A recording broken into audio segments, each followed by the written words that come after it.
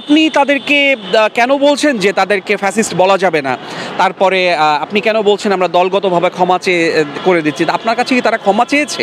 আপনার প্রতি আমার প্রশ্ন, আপনি তাহলে কেন আপনি প্রত্যেক নামাজে কেন বলেন যে তাব্বাত ইয়াদা আবি লাহাবি ওয়া তাব্বা?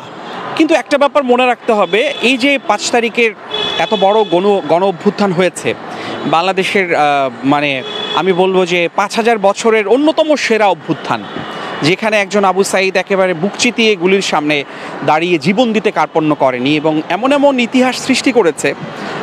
আমি যদি বলি ৬৯, ৫২ বা ৯০-এর গণ অভ্যুত্থানেও এত মানুষ মারা যায়নি, বা ৭১-রেও সেই মুক্তিযুদ্ধের সময় প্রতিদিনের গড় হিসাব করলে এই হিসাবের সঙ্গে আমার ধারণা যে ২৪-এর প্রতিদিন গড়ে বেশি মানুষ মারা গেছে। গবেষকরা ভালো বলতে পারবেন। এই অবস্থার মধ্যে যখন আমরা দাঁড়িয়ে প্রধান রাজনৈতিক দলগুলোর যখন দায়িত্বহীন বক্তব্য আমরা দেখি, আমাদেরকে অত্যন্ত হতাশ করে। তখন আমরা যখন এই ফ্যাসিবাদী দলগুলোকে নিষিদ্ধের প্রসঙ্গ আসলো, আমরা দেখলাম যে একটা দলের নেতা বললেন যে কোনো দল নিষিদ্ধ করার পক্ষপাতী না তারা। আরেকজন আবার বললেন যে কেন অমুক নেতার ছবি নামিয়ে ফেলা হলো বঙ্গভবন থেকে।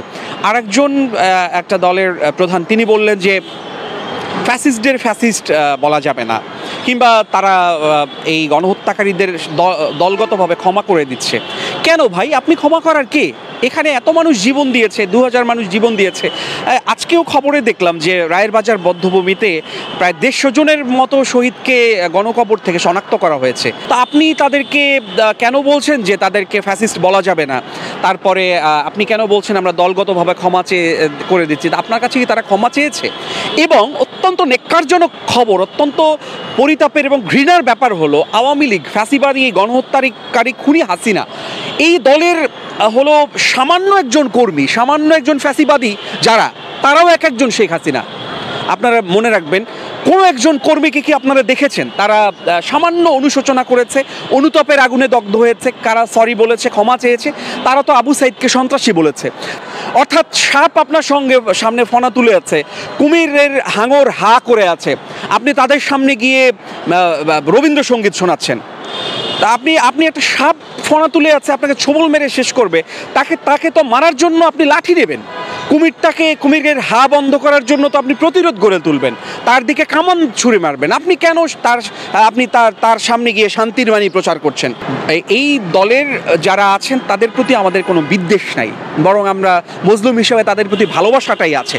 কিন্তু তাদের এই দায়িত্বশীল আচরণ আমরা আশা করছি।